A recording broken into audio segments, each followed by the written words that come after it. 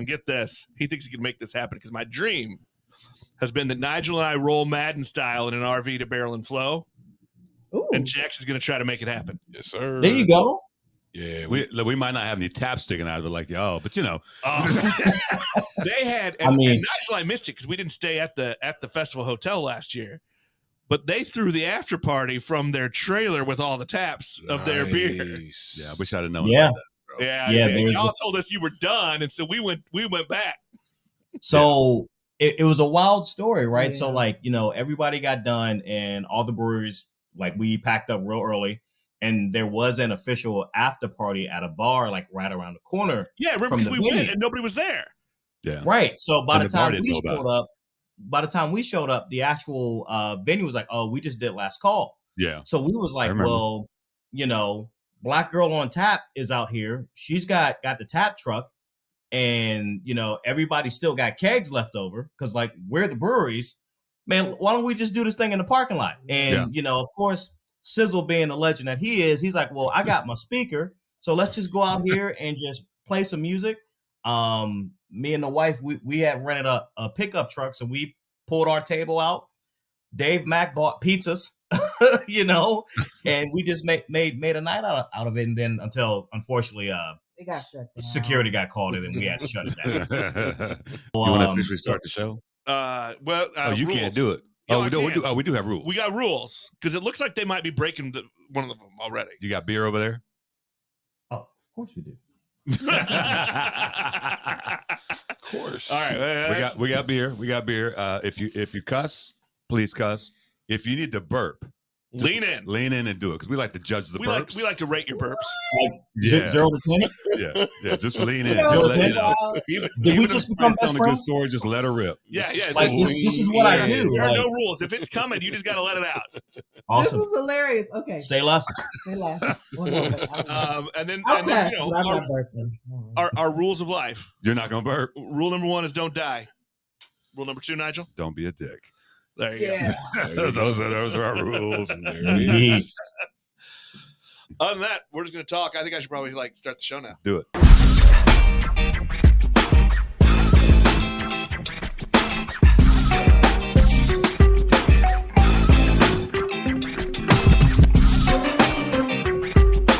Beers with Nigel is poured for you by Dire Oil Graphics, promotional products and design. They cover your brand bumper to bumper with graphic design, promo products, and print. See what Dire Oil Graphics can build for you at direoil.com. That's DYEROIL.com. Welcome to Encourage Burp. Yeah. Welcome to Beers with Nigel. I'm Nigel. I'm that other guy. We got a third wheel in the house. A third wheel. Hey. I like that. I haven't been a third wheel in a long time, man. Jeez. Big Jack's with us. Yeah, Big Jack's. What's going on? What's going man, on? It's all good, man. I appreciate y'all having me in, man. Definitely a fun environment. So I'm here to soak it up and learn and see what's going on. He's doing a little field research. Coming soon to your podcast apps. That KC Juice, baby, is coming. KC Juice. Welcome to the show, Liquid Intrusion Brewing, out of Prince George's County, Maryland. We've got Jasmine. We got Andrew. Welcome to the show, guys. What's up? Hey. What's Thank going you for on? having us. Let's start with I'm this. excited to have this one on finally. Let's start with this because you guys probably haven't thought about this, but I've been staring at it. What's up with that background? That's fancy. It's the curtains to the patio. Oh, shit. It looked like to the patio, yeah. Right in front of the sliding glass. Yeah. It looked like a set. I was like, green screen. Well, I was worried that it was like they were in the basement and that was the secret room. Oh, wow. I thought it was wallpaper. You know what I'm saying? Like, wow, this wall is looking wild. That's an accent wall right there, baby. Yeah. Let's start with this. Who is Liquid Intrusion? Tell us about who you guys are. Okay. Oh, that is the sign of a quality of marriage right there. All right. So, we're Liquid Intrusion Brewing Company, a husband and wife owned operation. Name's Drew, wife is Jasmine. We are Prince George's County's first Black-owned brewery. The meaning behind the name is 2 meanings. One, scientifically, it's about how porous water is through malt to create wort, which will in turn create beer, or how we like to call it, liquid. Secondly, we want to intrude on the market that's underrepresented of African Americans, less than 1% across the country. Our slogan is "May the liquid always prevail." So you'll hear us say that a lot tonight. You'll hear us say liquid a lot tonight.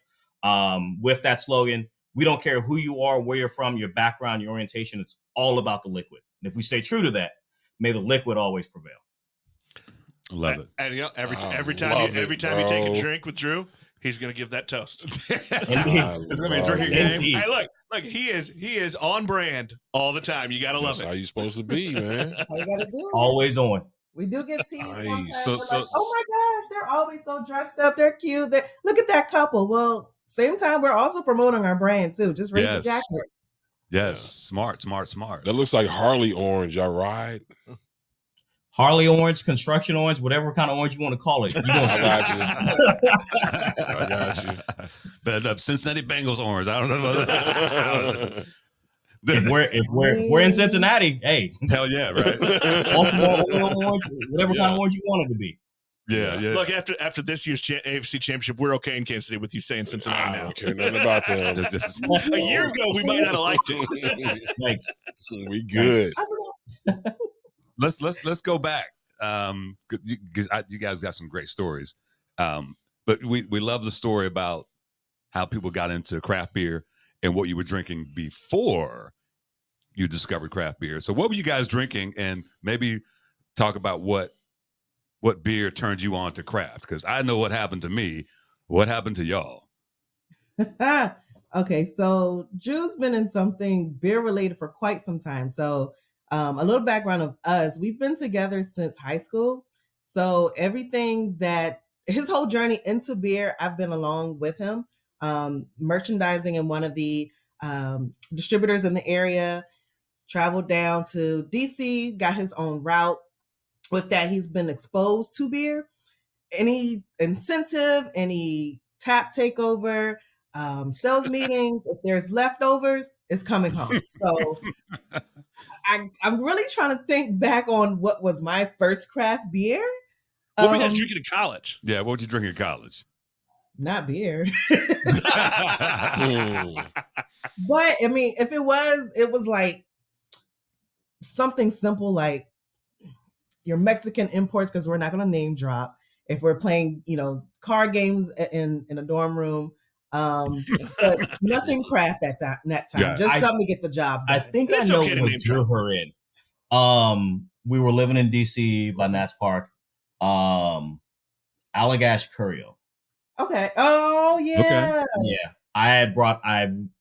At the time the distributor I worked for had a beer and light food event, which was black tie and all that stuff. It's called Savor. And Allagash was one of the featured breweries there that day. And everybody got a big bottle of Allagash Curio to take home. And brought it home. I stumbled home drunk. I said, "Hey babe, you really got to try this beer." So popped it, and she was like, "Damn, this is really good." And I think that was for me, like, all right, I got her. For me, it was back when we were in college. Like, I first originally started out bartending and all that stuff. And although wasn't doing what the term means for, but like Sweetwater 420 was my shit. Like, yeah. I turned 21. I said, I'm going to have my first beer at a bar. Turned 21, got off my shift, sat down, had a Sweetwater 420 Pale Ale, and never looked back. And then I was on Pale Ales hard for the longest. It transitioned over the Sierra Nevada Pale Ale. And then like a light switch, I just went directly into IPAs and just couldn't understand why. Well, that's the logical jump, right? Yeah. Pale Ale to IPA. I mean, that's how kind of the way you go is, you start wanting more of that hop. Yeah. Yeah. And it was weird because like when I first started drinking Pale Ales, I gravitated away from IPAs because it was too much for me. But then when I ended up, like, I don't know what happened. It was just like a light switch for my palate was like, you need more hops. So then went into IPAs and never looked back. Before we go further, what y'all drinking over there? What y'all drinking? Oh, well, I mean, if you're asking. Well, yeah, we got to know. First, I mean, we haven't popped it open yet, but that's okay. You can still tell us. Lean toward the microphone, crack it. Oh, there you go. What we got? She's got the nails. Got it right in the eye. So shot yourself. Well, I'm drinking the African Queen of her 7 Seas IPA by Liquid Intrusion Brewing Company. Okay. One of our flagship of our core 4, as we like to call it. And I just popped open our South of DC Cream Ale, 5%. Another one part of our core 4 as well. I'll give you a glass there. So thank you. Thank you. Course, I appreciate it. Well, you got to be proper. Look, this is a proper show. We're Pinky out, please. Yeah. We're currently drinking the Prairie Artisan Ale Rainbow Sherbet Sour Ale with rainbow sherbet flavors. But we don't know what the rainbow sherbet flavors would be. Lemon, lime, little orange. Is that what that is? You know, if you're into that sort of thing, you know, a little sherbet. If you remember the little sherbet punch you had as a kid. I cook for the old people, man. They gotta have sherbet. This is one of the favorite desserts in the whole building. Well, we gotta call out our beers for our we have a listener who needs it. Junior. Yeah, shout out to Junior. You know, if we don't tell him what the beers are, he gets all indignant. Nice. Yeah. He's got one listener and shit. He's one of our 4. So shout out Junior. So you guys, let's go back. So first time we met you, Barrel and Flow, the artist formerly known as Fresh Fest, right? That's 21. Yeah, 21. Mm-hmm.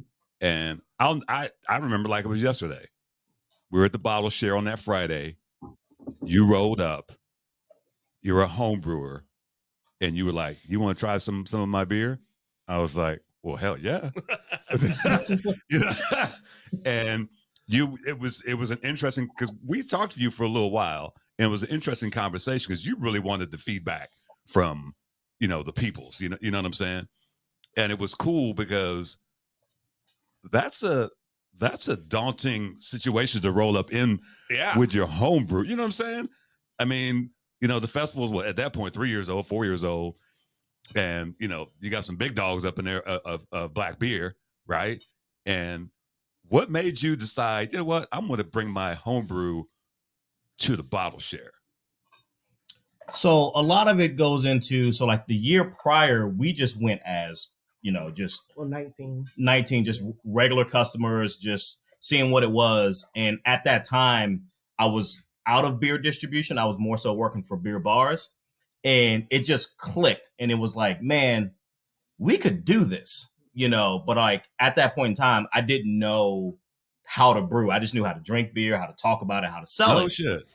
But just didn't really know how to brew. And then, COVID happened, and we were able to actually take time to, get in the lab, start home brewing, get everything dialed in. And, with my expertise and beer distribution background and understanding breweries and what they need to actually succeed, especially in our market, we needed what we would call our core 4. And we had an IPA, we had a cream ale, we had our lemongrass saison, and we had our plum basil farmhouse ale. And it's like, all right, we got everything from your novice drinker all the way to your more complex palates, right? And it was like, all right, versus us giving it away to our friends and family down here, they're probably going to tell us, blow smoke up our asses, like, hey, it's good, we like it, but like, oh, well, if you don't like it, tell me why, you know what I mean? So I was like, I'd rather go to complete strangers that I don't know, that we don't know, and then just see what the feedback would be. And at that point in time, like I said, my background is distribution sales. So I am all about talking to new people. I don't know who you are, but I want you to know who I am. You know what I mean? That kind of thing. And we had talked to Dave Bracey, just giving him the heads up, like, hey, man, we don't want to be a part of the actual festival. We just want to just put people on notice of who we are and what we're trying to do. And if we get good feedback, we'll continue. And if not, we'll just wipe our hands and say, fuck it, right? But, he said, hey, man, that's what the bottle share is for. So that's exactly what I want the bottle share to be there for new aspiring brewers to come up and put their stuff on the table, talk to people, and just really get the feedback and see if it's worth it. So with that, me and the wife got in the lab. We brewed 2 cases of each beer. And then, I have this big old, you remember the old Corona cooler on the commercials and all that stuff? Yeah. Had that. And it was like, we're going to ice it down. We got printer paper for the labels. We got clear coat seal for it so the label wouldn't bleed, because we just didn't know, like, was it worth to actually purchase waterproof labels from bigger companies, because that's 4,000 labels a roll, and I'm like, I only need 48, right? Yeah. And so we did all that, and then rode up there, everything on ice, and then the day of the bottle share, we grabbed one of the bellhop carts, walked in there with it, and was like, all right, let's just go around and talk to people. And big shout out to Dave Mack. What a lot of people don't realize of Mack Brewing Company, him and my wife, we all went to the same college. So for us to have that background, and he was so selfless to be like, hey, you should really talk to that person. You should really talk to that person. You should really talk to them. And we got to meet up with you all, and like I said, hey, you all want to try my beer? Gave you all pours of each and every one, sampled you all out, explained everything, what was going on, what our thought process was. And mind you, this was way before the black and orange, so we were just in regular street clothes. And from there, we saw Celeste Betty with the Plum Basil Farmhouse Ale in her hand, and she was like, wait, you brewed this? She's like, I'm trying to see what brewery this is. Like, yeah, we're just home brewers. She's like, what? And we just got a whole lot of great feedback from the variety of the styles that we brought as home brewers. And then, we went to the festival the next day, we did the brunch. And then after the brunch, a lot of the brewers was like, hey, you guys aren't home brewers. You guys are brewers. Like, you need to turn this into something. Right. And we challenge you to be here next year pouring. Right. And with that challenge accepted, we saw that Barrel and Flow is kind of like our Super Bowl to celebrate who we are and what we're doing. So we made it our damnedest to say, all right, next year we're going to be there pouring. We're going to have kegs. We're going to have a jockey box. We're going to have black and orange swag. We're going to have a tent. We're going to have everything that every other brewery would have. And come hell or high water, we did it. And super proud of it, So shit, you should be. Yeah. And I remember the lemongrass saison. Yeah, and that's actually, I think that was the first one you poured for me when we met you at the bottle share. Mm-hmm. And I remember tasting that one, and we talked about it. And it probably was pretty daunting because there's a lot of people there, and a lot of beer, and people who know what they're doing. I mean, that's a lot of good beer, but also that bottle share is like one of the coolest nights every year. Everybody's so awesome. It's like you go there a couple of years, it's your family. Right. Yeah. So it's like you better be at that bottle share. Yeah. So, when we talk to people who have gone and people who have not gone, think back to when you guys went to Barrel and Flow the first time and that impact. What I know what it was like for me when I went in 19, when I rolled up into the symposium straight from the airport with my bag. You know what I'm saying? What was it like for you guys? Because obviously it inspired you guys to be where you are now. To talk about that. Well, on the consumer side, it was a great feeling. Every time that we talk to someone new about the concept or just Barrel and Flow in general, we tell them it's a family reunion. You hear about Black people in beer, you hear about, Black influencers, but it's one thing to have all of that less than 1% in one room. Everyone feels so open and so warm, so welcoming. And it is inspiring. At that point, even in Maryland, we didn't really know a whole lot of Black brewers here, but all it takes is one. So when you make that known that, okay, there's someone more like me here, we can do this. Let's put in the hard work. Let's do our research, see what we need to do to make this happen.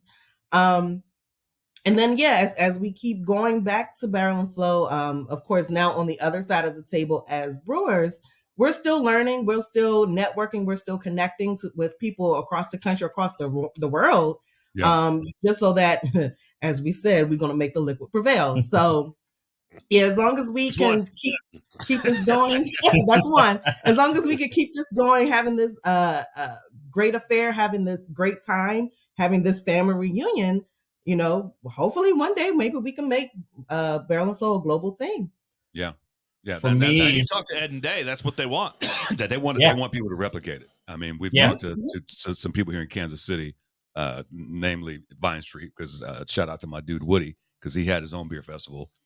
And I'm like, bro, it was a smaller version Barrel and Flow. Let's turn that, do one of these in Kansas City. Before we move on, you know what time it is? It's that mystery beer time. Yeah, look. Shout out to y'all for sending us beer. They're still wrapped. Yeah, I left the bubble wrap on, so I couldn't. True mystery. True mystery beer. So you want to? Let's have Jax reach in. There you go. Are you gonna? Can you play? Do you want to play the tune? You can't do it from here. Yeah. Oh, really? I thought you could do it right there. Well, I need to like put forth some effort. Oh, good Lord. Just give you this is only episode 85. It's fine. Here, I'll pass it to him. Unwrap and unveil. Now, we play a little game here, so you can look and see what it is. Try not to look at the ABV. Okay. Because we play a little game called Guess the ABV. Guess the ABV, yeah. It's Price is Right rules. Yeah. So closest without going over gets to finish the can. I got you. Okay. Closest without going over. They're giving us the soundtrack. Now, usually we have a little button. I'll add that post. Yeah. I can look at it and know what it is. Just try not to look at the ABV. But you can just tell us what. I can tell what kind of. Oh. Yeah. The label is dope as fuck. I can already tell. You know what I like too is, so Jax doesn't know the show, doesn't know any of this, and I'm watching him react to some of this stuff. Oh, Pretty cool. Yeah. The African Queen in her 7 Seas IPA. 7. Whoa. Is that what that says? Say it again, Jax. Say it again. Once more for the people in back. The African Queen in her 7 Seas IPA. Awesome. Do me one favor, Mr. Jax. Can you flip the can around? You'll see a QR code on the side. QR code. Yep, I see it. Yep. Right above the QR code, there's a little phrase. Can you say it?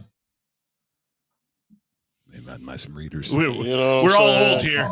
May the liquid prevail. Yeah.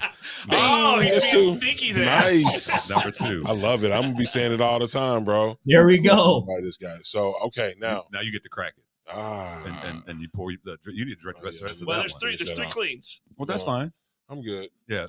So tell us where the black and gold comes from. Not the black, the black and orange. Is there a story behind that? Well, we always, like we said, just want to be the brightest ones in the room. But on top of that, it is some family ties in there. So as you stated before, my mom is actually from Cincinnati. So the black and orange comes from that. Nice. And then of course, with us being so close, we're an hour outside of Baltimore. So with the Orioles, there, we can get some cool points with that as well. Yeah. But it's kind of one of those things to where, like, if you walk into an account and in our dress, everybody knows us. So it's like whether they see us coming a mile away. So whether that's a good thing or a bad thing, they know Libco's on the way. Yeah. So tell me where the African Queen in her 7 Seas IPA. What's the message? Where does that come from? So it's actually a play on words. African Queen is a hop that we get imported from South Africa. Okay. So it gives you notes of stone fruit as well as black currant. And then Falconer's Flight 7 Cs is all your hops that begin with the letter C. So it's 7 of them. I'm not going to name them all because I'm going to forget one, but Centennial, Chinook, Citra, Cascade, Columbus, Cluster. I think I said that. Crystal. I think I'm repeating. Yeah. But they give you all your citrus notes that you want out of your IPA. Yeah. Right. So with this, Drew initially wanted to brew it West Coast. But for whatever reason, love you, honey, he was it wasn't going well for him. And Drew, when stuff isn't going well, he's not a happy camper. He's not a nice person to be around. And I got tired of it. So that's actually where I stepped in and started helping him try to perfect the style. She's being PC. No, wait. She's being we're just PC. talking about the IPA right now. Anyway, so with that, with the tweaks, it actually turned out to be a hazy as a homebrew, which he was cool with. It came out with his notes, specific to his notes, and we hit the ABV spot on. We hit our gravity spot on. Cool. He was fine with it being a hazy. But then when it was time for us to turn in our final recipe to our contract, we decided to clear it up and make it a West Coast again. Clear out all the proteins. Because at that time, especially in this area, a lot of hazies were on the market, super saturated. And with this, again, being the first liquid, we wanted to introduce ourselves to the market, and we wanted to set ourselves apart, clear it up, make it a West Coast. So there we go. Weak. It was weak. She was in mid story. I had let it out though. So let's play the game. Guess the ABV. Have you tasted it yet? Yeah. To me, I'm gonna say it's like 7.2. What do you say, Nick? That's a tasty beer. It is nice. First it's a off, nice that's beer. a very tasty it's very beer. very clean. Appreciate it. Got the fruit notes. Got that Westy. You know what? Just to play the game though, I'm gonna go 6.9. Nice.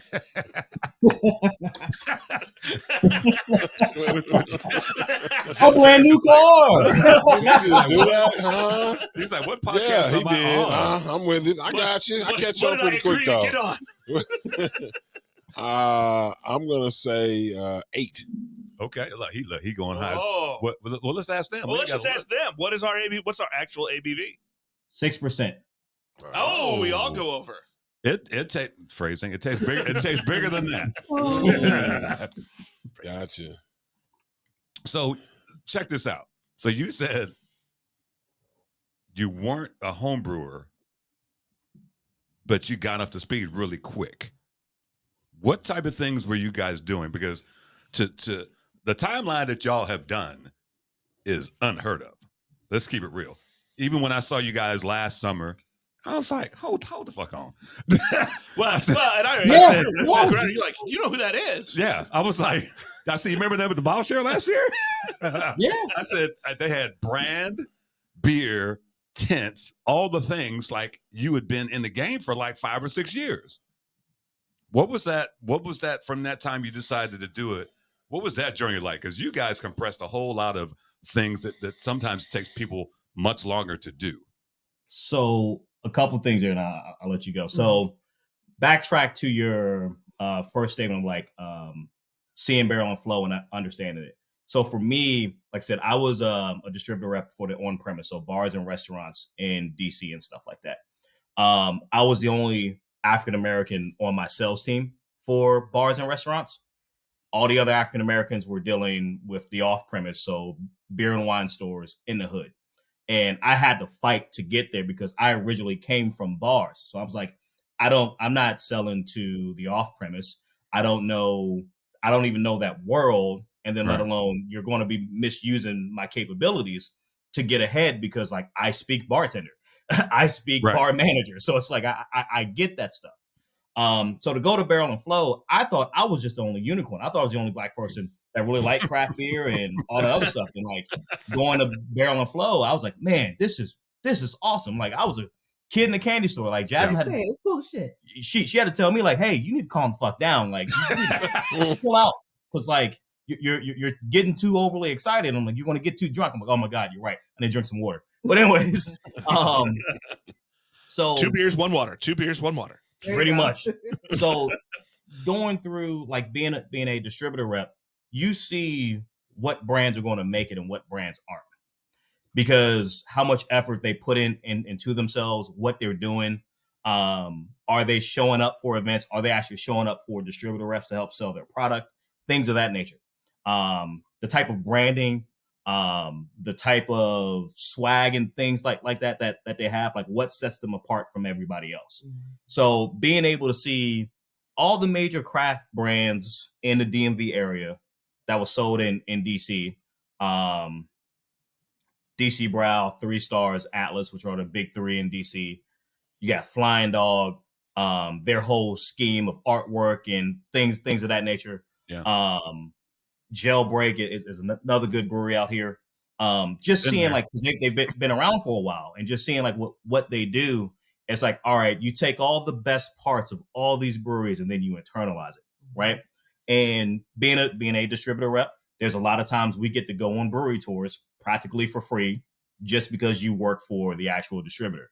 So there was a point in time, me and my wife, we took a vacation down to Asheville, and before Sierra Nevada was truly fully open to what it is now, we got to take the private tour. Yeah. Right. And we were the only Black folks in the room. And, you know, you had your pretentious old whites, and they were sorry about us. we're the worst. They were like, yo, who are these people that get to go up and pull beer off the cannon line? Why can't I do that?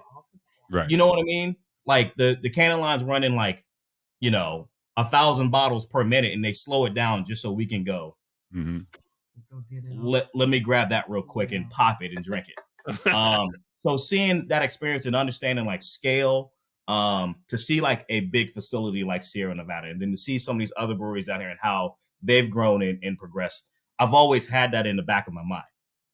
So to be able to understand that, it's like, all right, let's take these middle notes. And once again, during COVID, I was working for restaurants, so I lost my job. So I had a lot of time on my hands. So there's a lot of notes. There's a lot of research. There's a lot of YouTubing and all that stuff.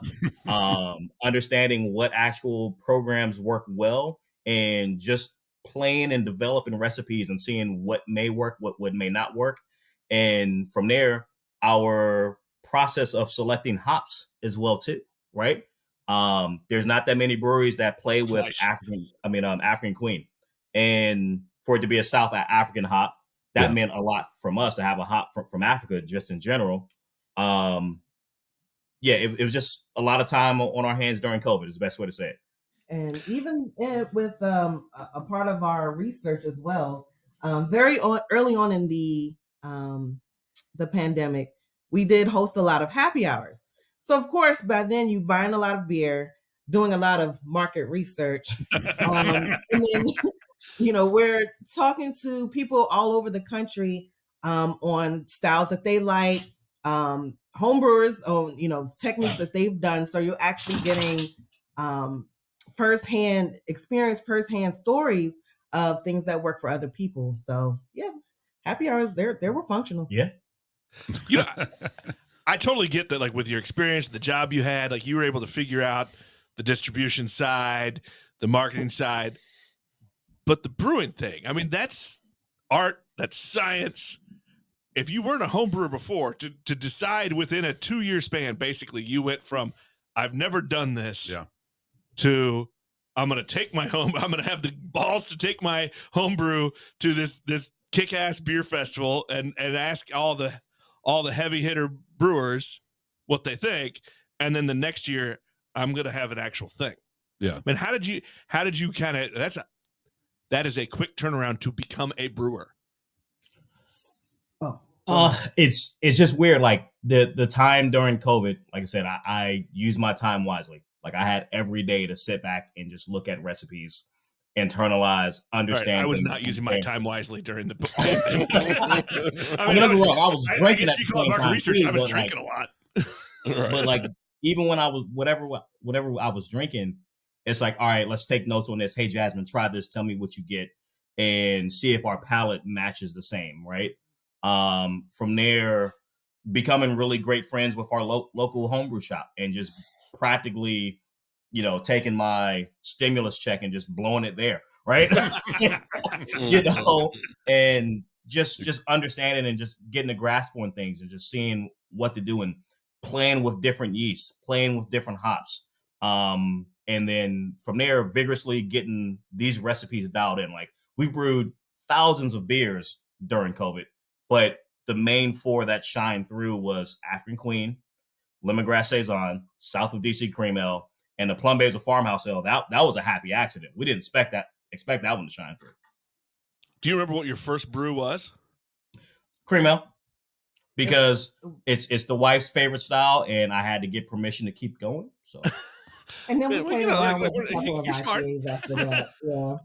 Say again. Did you guys find when you started brewing that obviously you're to the point now where you're doing it, that you're like, oh, this is something I probably should have been doing years ago, that you kind of had a knack for it, right?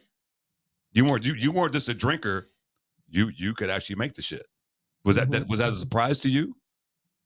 When we got the cream ale dialed in first and like got it super clear on a homebrew scale, I was like, oh shit, I think we're on to something here. And here's my thing. Like for me personally, at the time, I didn't care for cream ales like that until I brewed the one for my wife. And then I was like, damn, this is good.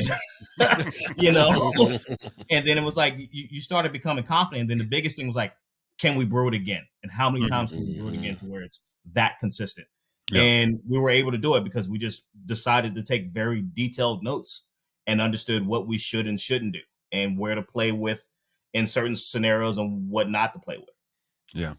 Is that your personality already to be that kind of detail oriented, or was that something new you kind of learned? She just shot you a look. I just got excited. No, because Mr. Andrew here, he's a bigger picture type of person. So that's kind of how visionary. I helped with the the IPA, because there were some steps missing. So it just needed a lady's touch. I helped them out. We're not going to keep wasting money on ingredients. We're going to get it right the 7th time. So, but I've helped him to be more of a detail oriented person now that it's become now that we've grown into a bigger operation at this point. Well, he calls it your lab. Are you both brewing? Are you both in there? Mm-hmm. Both in the lab. Because that's a good question, because thanks, I appreciate that. Shut the hell up. It sounds like there's a yin yang kind of bouncing eye, because a lot of guys I know own breweries, it's just them. A few maybe have one other person, but for it to be a husband and wife team to do that shit, what's that been like being married? And you've seen this whole journey and here we are. Jasmine, what's it been like for you? So I will say, going back when we're doing different tastings, different events, and we explain or we open saying that we're a husband-wife operation, the guy's like, oh, well, gosh, that's where you messed up. Or, I can't imagine working with my wife. And well, again, with us having more than 15 years of pretty much being together, we kind of know how we operate. Right. Now, of course, when you throw in the marriage into the mix, then you need to start creating boundaries. Early in the morning, we'll get up, we'll fix our breakfast. We might watch a little TV. Okay. Give us an hour, we're popping open our laptops. We're answering emails, creating social media posts, bouncing off ideas of what our next content creation we're going to post out there. Start thinking of target accounts for the next time. At this moment, I'm still working from home myself still. So I might have to then switch over to make sure I'm paying attention to my 9 to 5. He'll go out, take care of his 9 to 5. We're still texting throughout the day of different ideas that we have. Then later on in the evening, we'll come home. Of course, not now because he was a little late, but sorry. Come home, we'll, cook dinner. We watch some TV. We might, like right now it's a basketball game on. We might watch some basketball. And then for the last hour and a half of the day, make sure we're answering our emails and kiss and say goodnight. That day is scheduled. Yeah. That's a full rich day right there. So Andrew, I'm curious, you've worked in the distro business and worked behind the bar and that sort of thing. Now you have your own products. How has that helped you, do the on-premise thing and go into you kind of touched on it a little bit, but obviously you have a little bit of an advantage being in that business and then flipping. And now you have your own product that you're pushing out there. That the dudes that I know that are that do self distro or go to a distributor, there's always hiccups and headaches and shit like that. But you've been on both sides of that. How's that helped Liquid Intrusion get into the market? It's definitely made the chess game difficult for the opposition is the best way to say it.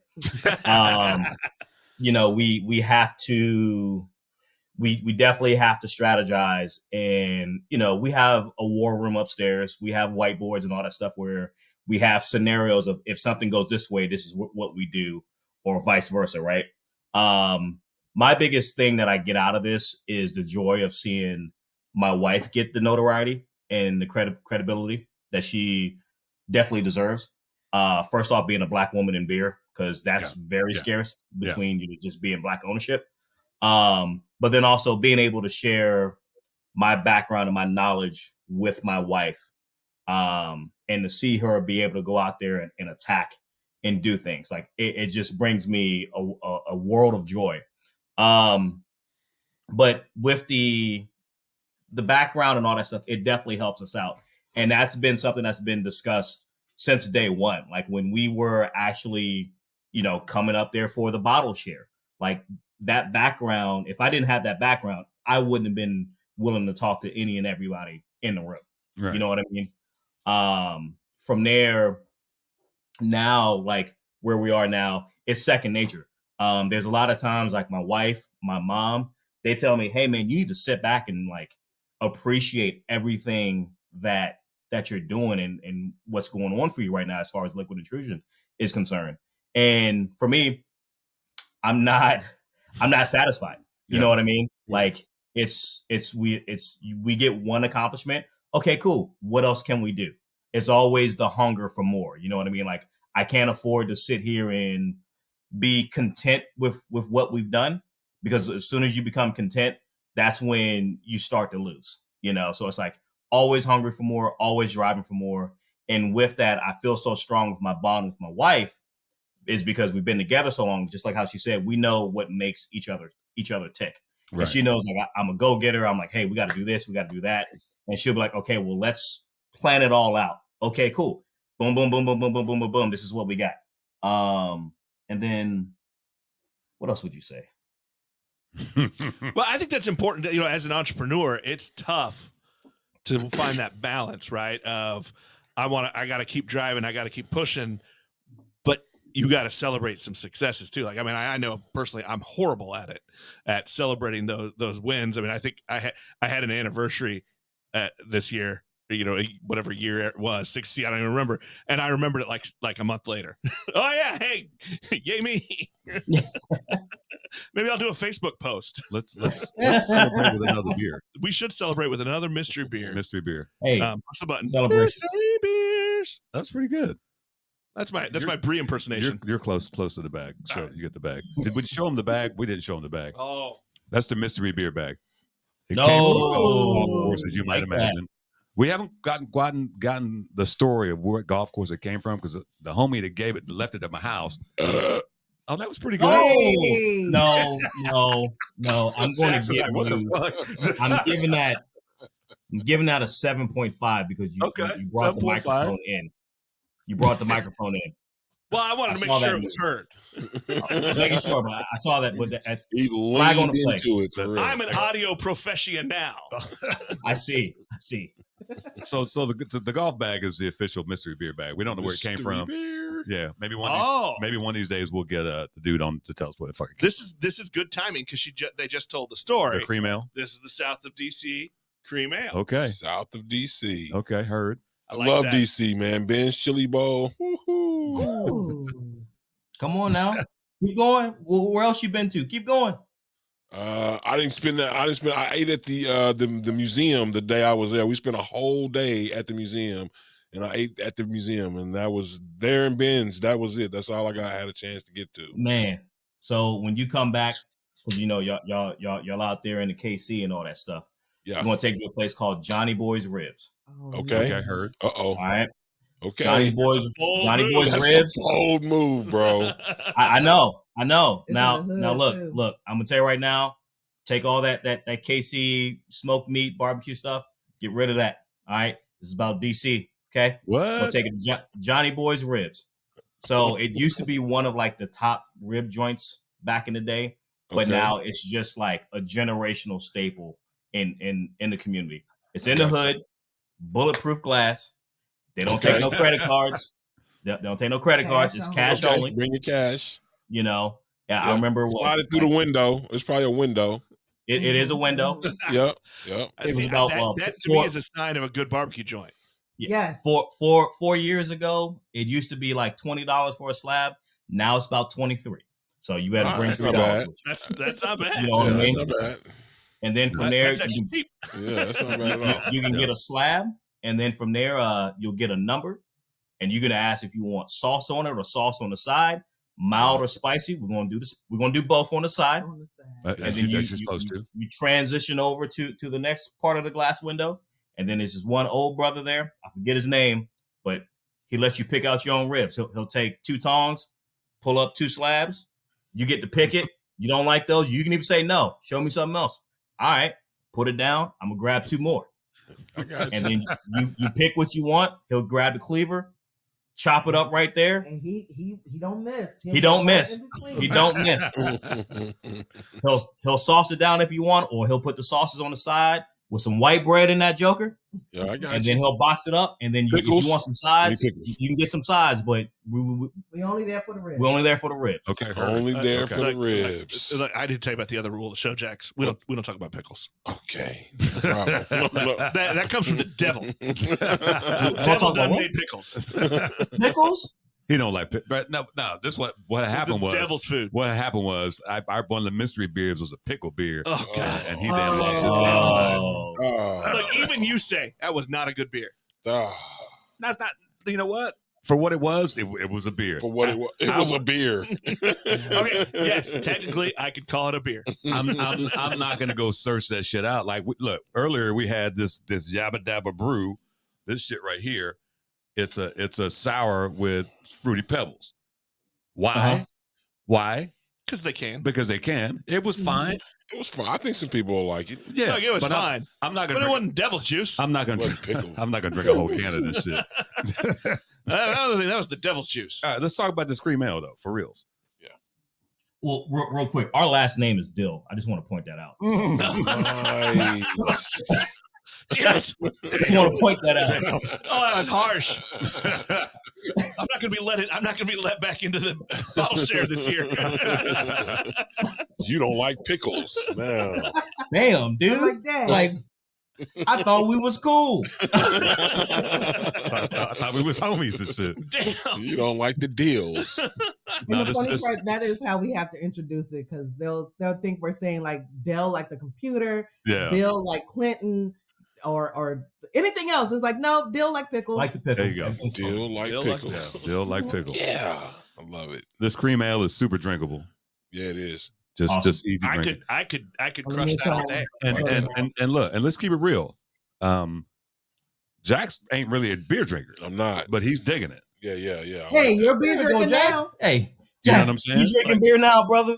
Hey, I'm always open to new experiences. You know what I mean? Like, I cook for a living, so I've learned that you got to taste stuff. You gotta, enjoy it and understand. If you begin to understand what the ingredients are, what the notes are, all that stuff, man, you can appreciate it.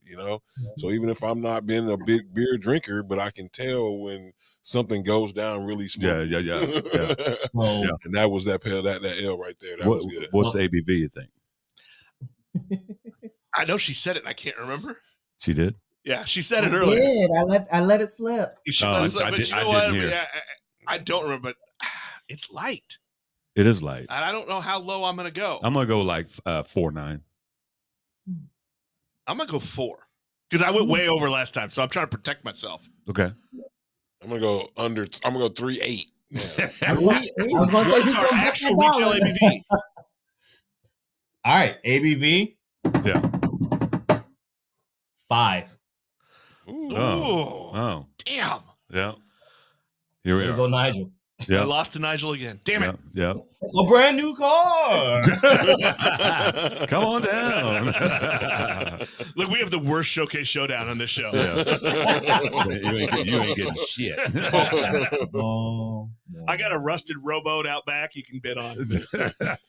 So what's been how long have you guys been like out in the market distributing?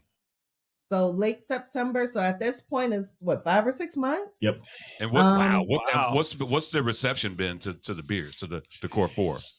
It's been so welcoming. Of course, with our Plum Basil Farmhouse Ale, that is the most sought after right now, which is great. Keep the hype going. We love it.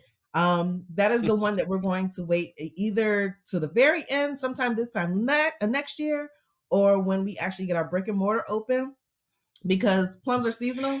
And right now, at the moment, we're still self-distributing.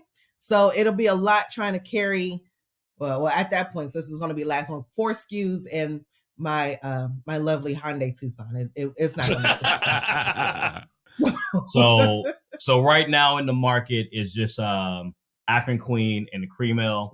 Mhm. We're planning a date for the Saison. If we're being conservative, probably the fall. If we're being ambitious, probably smack dab in the middle of the summer. Only time will tell.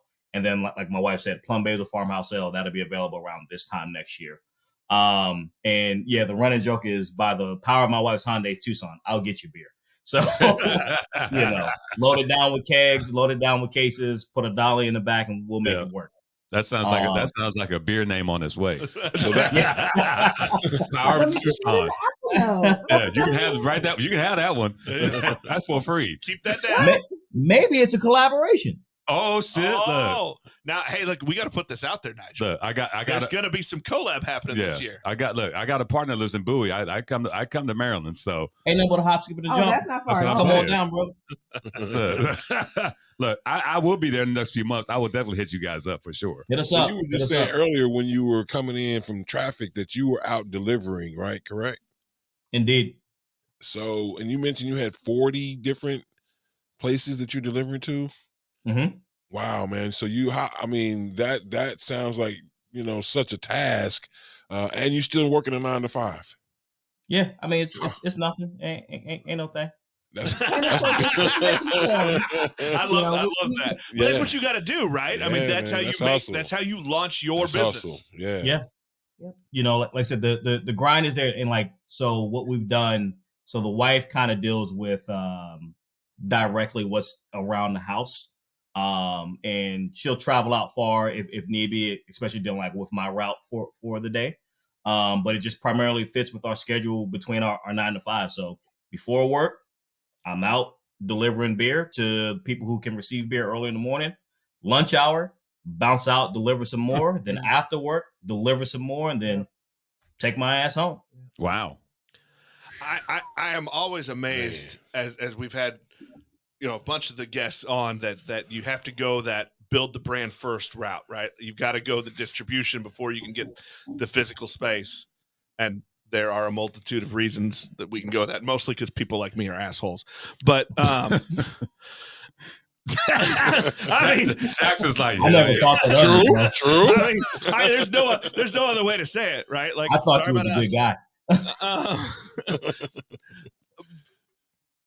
But how hard is that to like what's that process? Because I haven't asked this yet of any of the others that we've talked to. What's that process like of getting into that game of finding the contract brewer? Like you've got to make those relationships, get somebody to brew your recipes, and to do it right, they got to follow your thing, and then you got to go find distribution, which every state has its own crazy ass laws, right? Yeah. So what's that process of getting finding that contract brewer? So for us, just getting a lot of advice, asking recommendations for others that are contract brewing in the area. So we actually contract out of Oliver Brewing Company in Baltimore, which is actually Maryland's oldest brewery. I think they're celebrating 30 years this year. Mm-hmm. Oh wow. So with that, we were actually, going to go ahead and make our own connections. Just so happened at one of the beer and wine festivals that was about 30 minutes from us, the director of sales was representing Oliver during that time. So told him what we were trying to get accomplished, what we were trying to get done, who we were. We exchanged information. A couple weeks later, we traveled to Baltimore, sampled the sales team and the director of operations on our liquid. They were blown away. We were happy. Cool. Everyone sounds great. Was on board, and we decided to go ahead and do our first contract with our African Queen. This was Brew Day was actually August 31st of last year. So with that, right after Barrel and Flow. Right after Barrel and Flow. So we decided, okay, so we finally know what our target date of when canning day is going to be towards the end of September. We already had a list of target accounts that we wanted to go to. So, going around, introducing ourselves, letting them know what we have coming up. And pretty much also with that, what we also do is get our liquid on draft at an on-premise account, so your bars or restaurants, and then we also surround it with 2 to 3 off-premise accounts, your bottle shops, liquor stores, so that if you like it on draft, okay, well, there's a store, 2 to 3 miles up the road, I can go pick up a 6-pack. So that's kind of how we've been able to grow our account list to 40 and growing at this moment. And I'll piggyback on that. So with that, Maryland is really cool, and the DMV is super fucking dope, right? Yeah. So with that, Oliver, and shout out to Jason Williams, he's the director of sales. For them to contract brew us, and the state regulation, on paper, it looks like they own Liquid Intrusion Brewing Company, but they know, and for them to be Maryland's oldest brewer, they're kind of grandfathered in. And their biggest is like, we're not here to control your brand. We want you to grow and pretty much get the fuck out from underneath us. Right. But we want to help you every step of the way. So if we have to brew your beer for you, just make sure that your forecasting is right for you from batch to batch, and we'll take care of the rest. Mm-hmm. And then from there, you go out there and push it to the market and go from there. They've recommended distributors to us. They've recommended certain accounts to us as well, too. And then from there, we're there for brew days. So we're actually there to see everything through. We're there during a couple of days during fermentation just to taste the liquid and make sure that it's consistent. They give us brew day logs for our own records and all that stuff so we can make sure batch to batch is consistent. From there, the day before canning day, we're there tasting the final product and making sure that it's good to go. It's carb, visualization is right, smell is right, everything. And from there, we go to canning and kegging, and then they release the product to us, and we hit the market with it.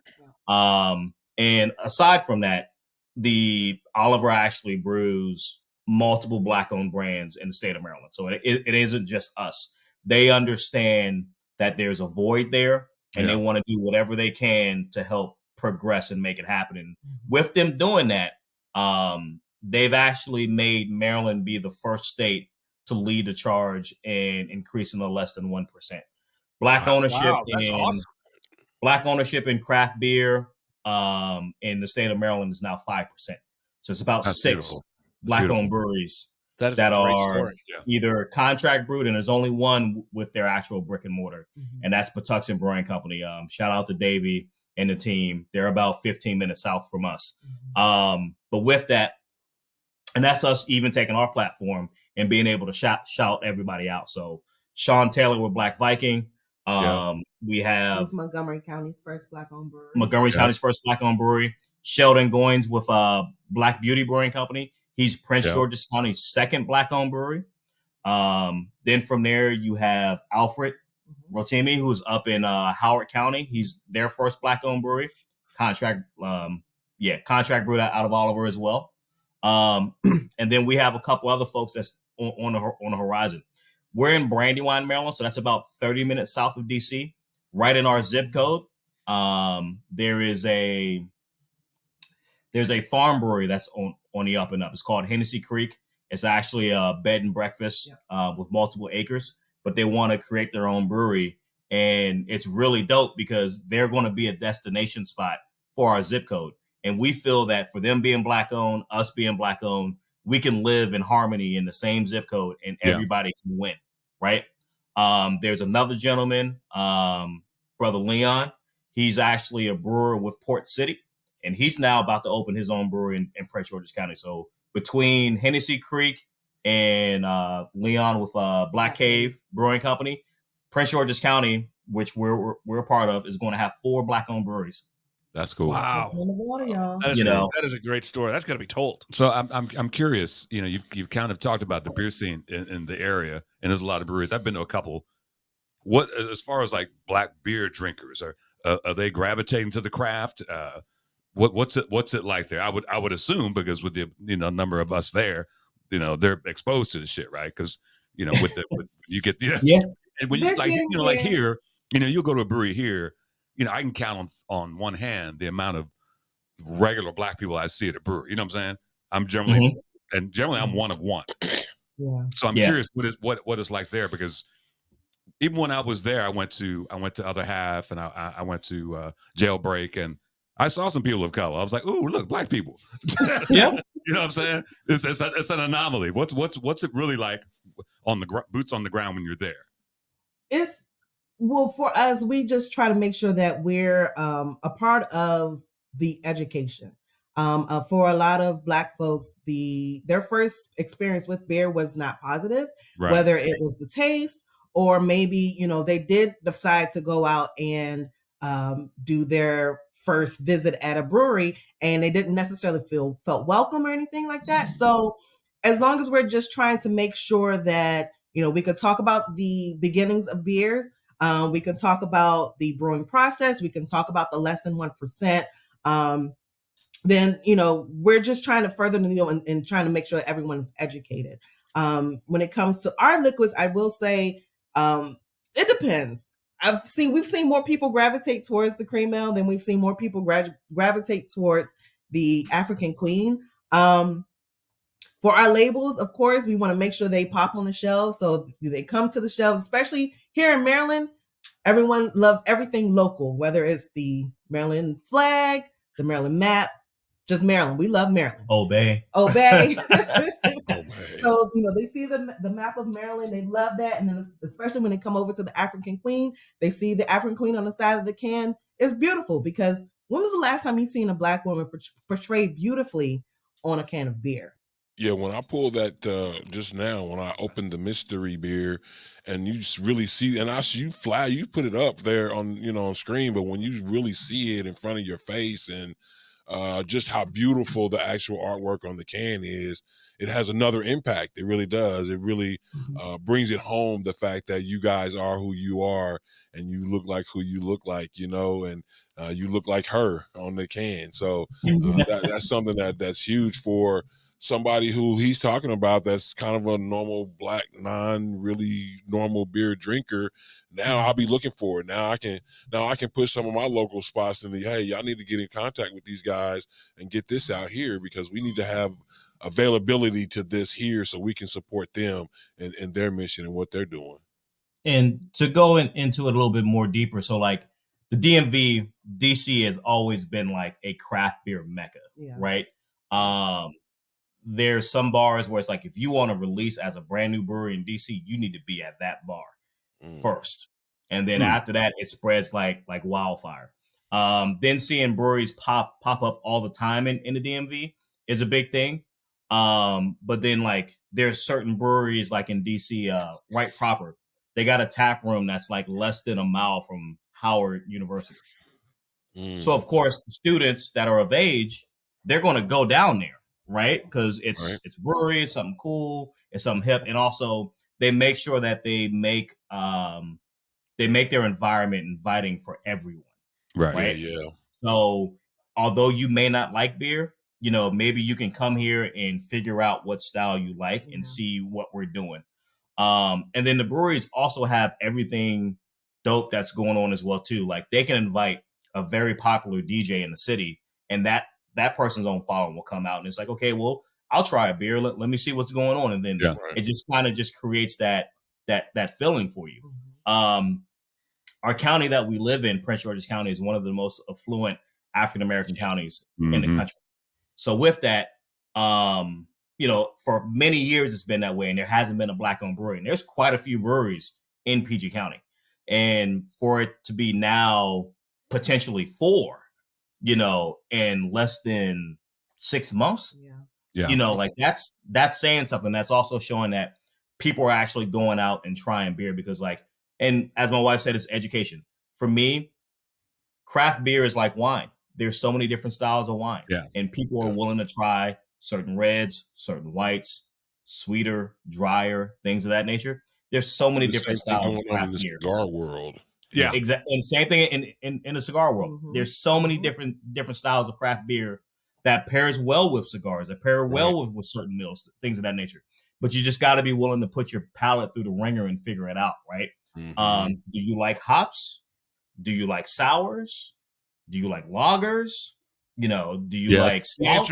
Well, for us, of course, we love it, but it's one of those things. I don't know. That's the thing. I don't know. Yeah.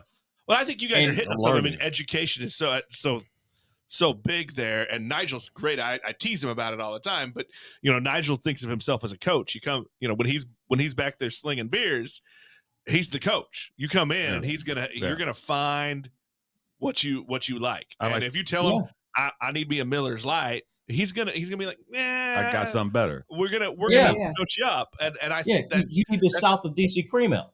Yeah. Yeah. and Cream Ale is a great entry level beer. You know what I'm saying? Yeah. For people who are not interested in beer, I tell people all the time, I said, you might not know what you like, but there's a beer out there looking for you. You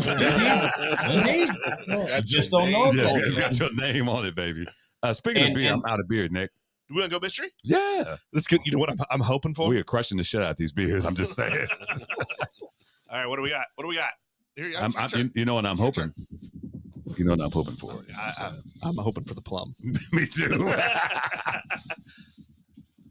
It's another cream ale. Is there another one in there? Was that it? Oh, let's see. We got 4. They sent us 4, which thank you again. Yes. That was awesome. I think that's another African queen. Another African queen. I think it is. Unfortunately, we are keeping the lemongrass saison and the plum basil close to the chest. That's fine. That's okay. I mean, it's fine. You don't love us enough. That's fine. It's okay. Oh no. Nick, you know what I'm going to go to? We've got a brand new. See, this official. I saw the refrigerator today. Yeah, it holds 6 cans. Oh yeah.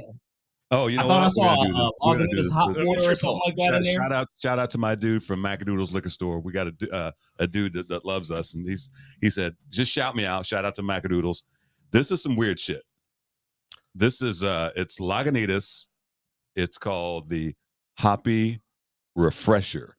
Okay. I don't know what the fuck it is, but we're going to drink it. We're about to get hoppy. That it says 0 calories on the back. I'm a little scared. I'm a little scared. You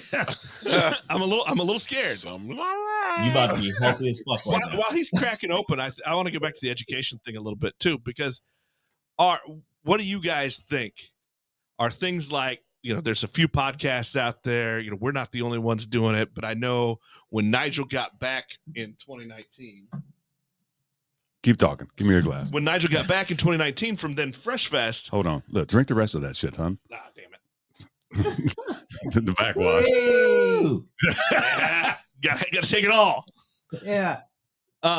When he got back, I mean, he was like, look, we need to do a show. I got shit I want to say. Do you feel like shows like this, Bruising Banner, those guys, events like Bear and Flow, is that telling enough of the story? Is that helping so that states like yours can go from the 1% to the 4% and more? Are we getting there?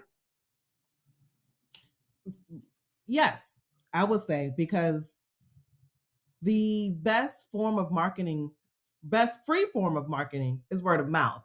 Yeah. So as long as people are, we can listen, we can share, get people to talk about what's going on the shows, and new things that are coming up, new events, up and coming breweries, up and coming influencers out there.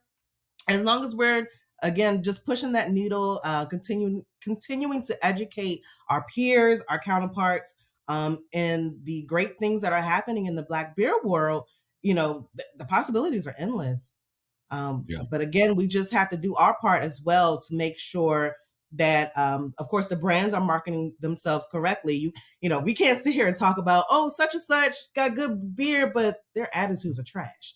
Or, I wanted to really like them. I love their labels, but their beer is trash. So, yeah. Oh, go ahead. I think for us, and once again, this goes back to, like I said, the background. That's why we wear collared polos, things like that, because we want to be seen in a light that's not what the typical norm is as far as the craft beer industry is perceived.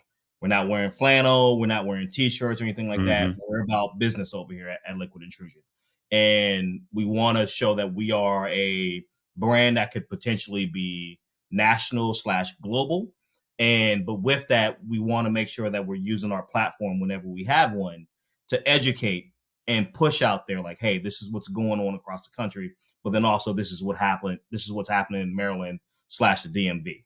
I do think, doing events like for us, Black History Month, Like we did like 3 events every week, and that's a lot. Yeah. But the drive and the motivation for education and showing like, hey, Black people enjoy beer too, is the number one goal.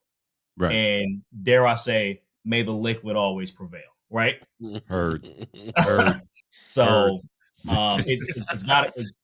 And the biggest thing from there is like, if that's our number one motivation to educate and show that we have great beer, and then also from there, everything is great. Slogan, logos, all that stuff. Once again, it's about the liquid inside of the can. And if the liquid inside of the can is shit, then we ain't shit. Yeah. Content is always king. Right. Exactly.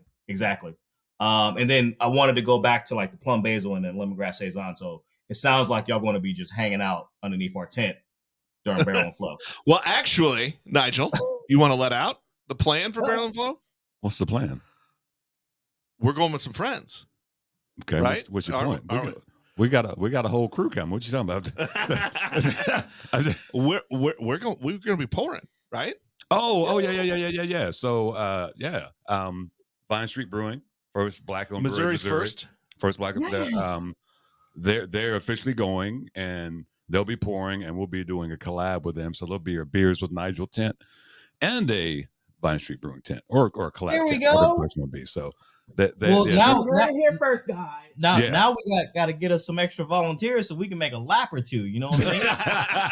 Well, so this will be our first time, not just doing the laps. We're bringing volunteers as well. Yeah, so they can work all the fucking tents. Okay, ain't that right, Jax?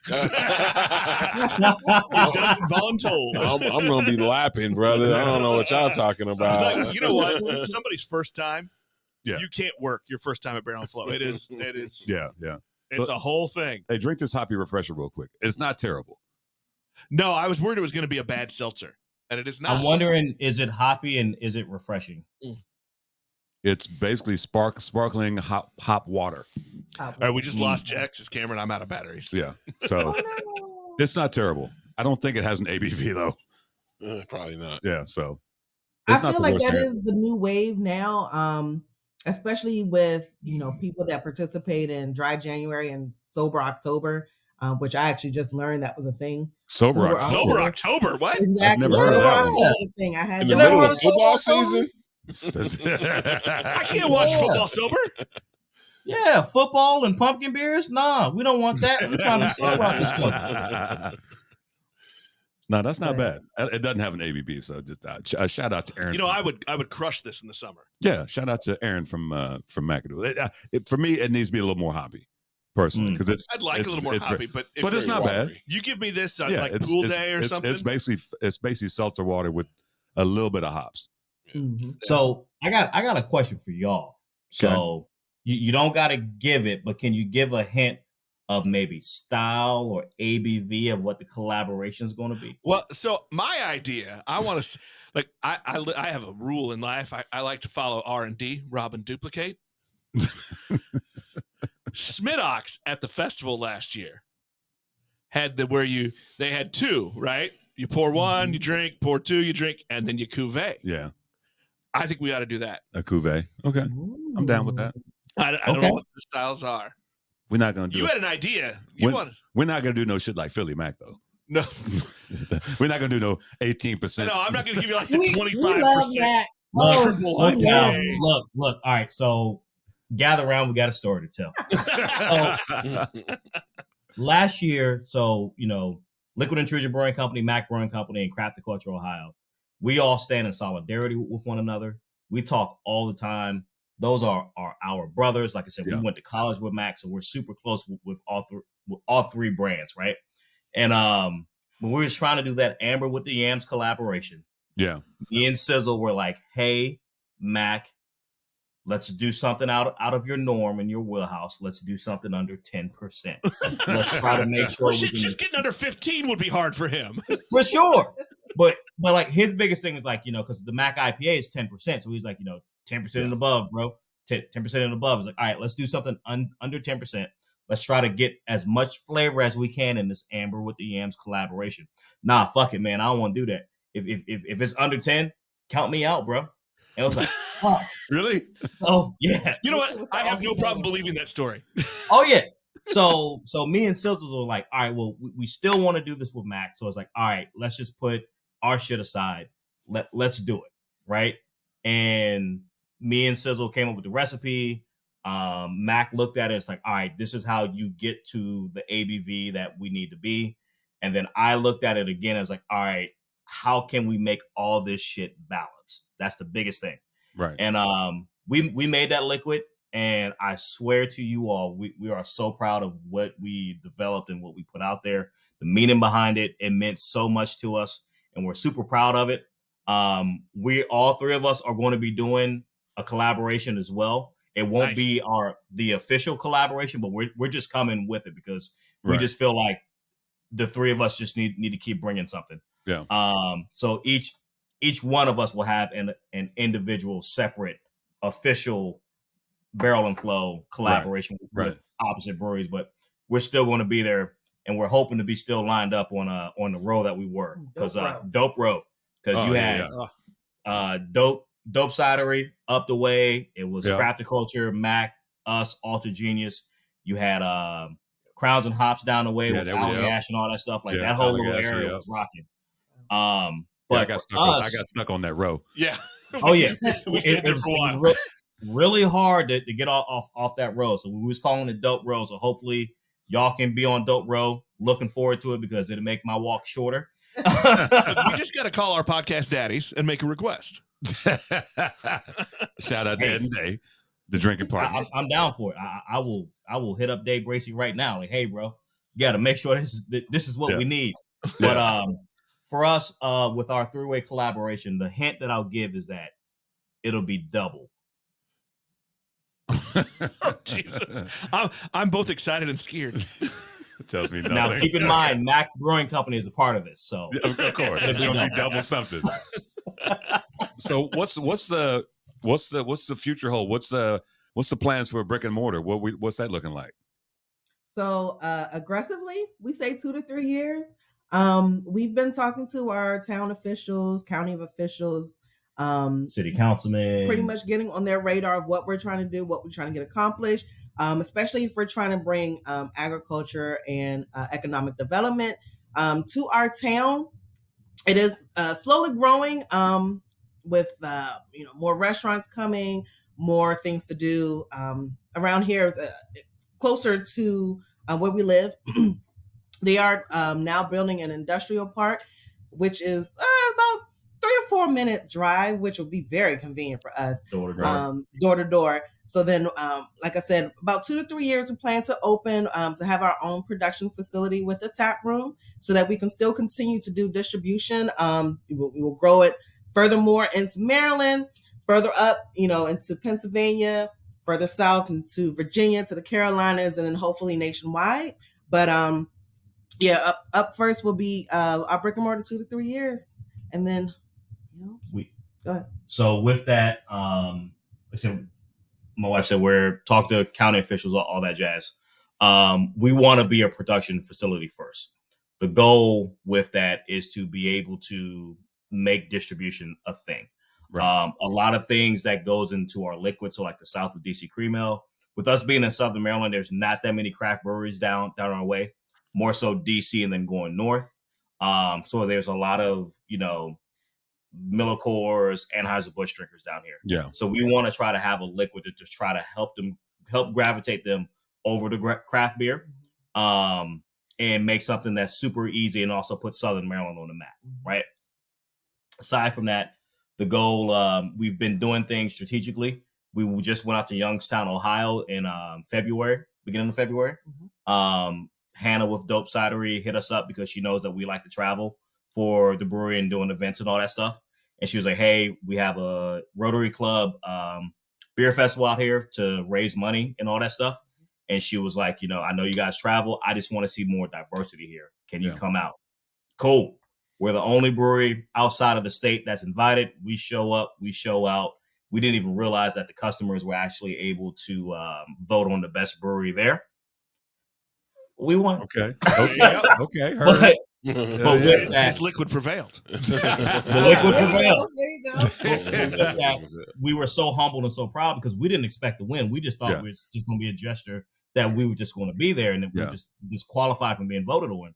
But with that connection and winning and the people of the town voting for us, we're already in talks with distributors in Ohio.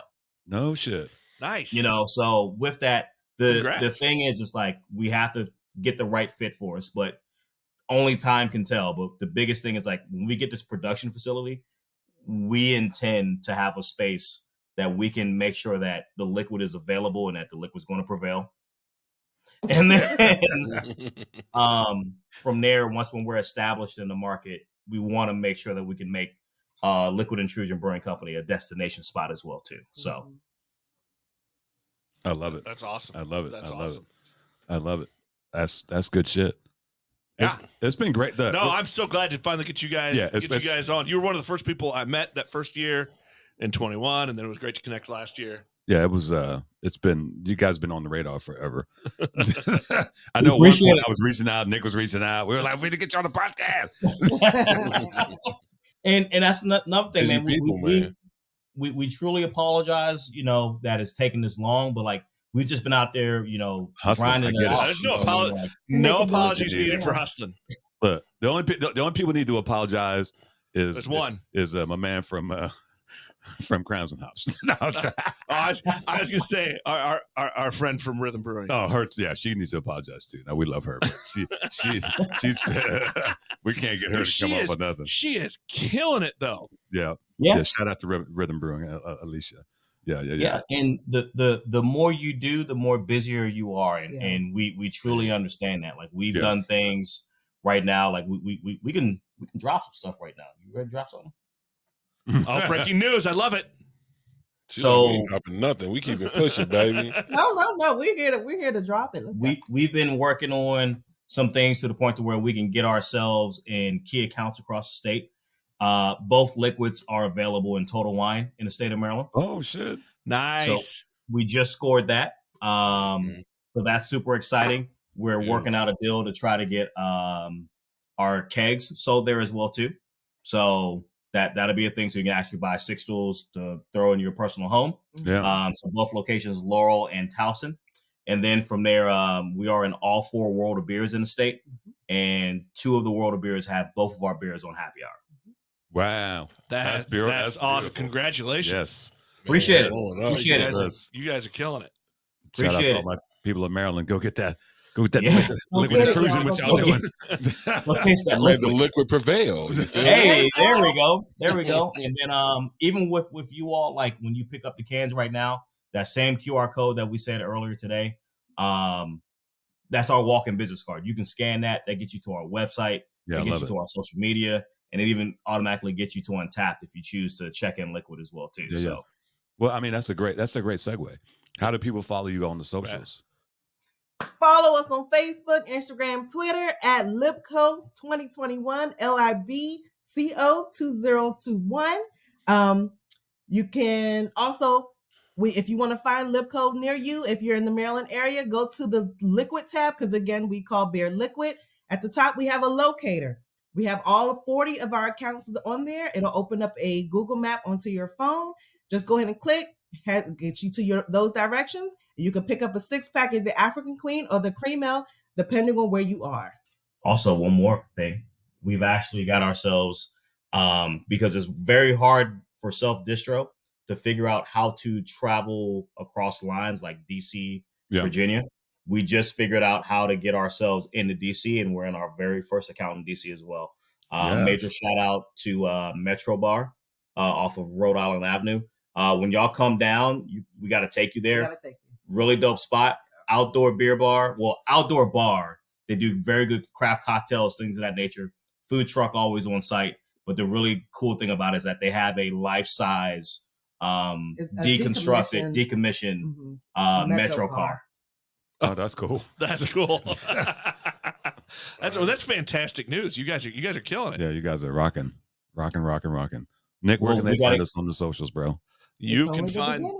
Yeah, it's only the beginning. You can find Beers with Nigel on Apple Podcasts, Google Podcasts, Spotify, or any of your favorite podcast apps. And Nigel, You got one of them, our Alexa devices? Hey, Alexa, play the Beers with Nigel podcast. You have to say it like that. Yeah. You got to drop it. You got to drop it if you're going to ask Alexa. Like it's hot. And we're on the tweeters. On the beer Beers Twitter. Nigel. Beer Twitter only. Yeah, not politics Twitter, just beer No, Twitter. we're beer Twitter. Beer Twitter. We're on the Instagrams. Yeah. We're on the Facebooks. Yeah. I think that's it. All the podcast flavors. All the podcast flavors. We're there. Go find us. And you know what else?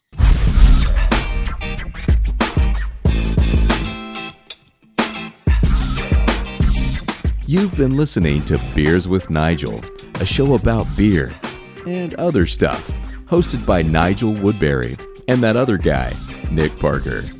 Beers with Nigel is poured for you by Dire Oil Graphics, providing bumper-to-bumper graphic design, promo products, and print services. Find them at direoil.com. Beers with Nigel is a proud member of the Fredcast Network and is available on all of your favorite podcast flavors. Find Beers with Nigel on Facebook, Twitter, Instagram, and ask Alexa to play the Beers with Nigel podcast.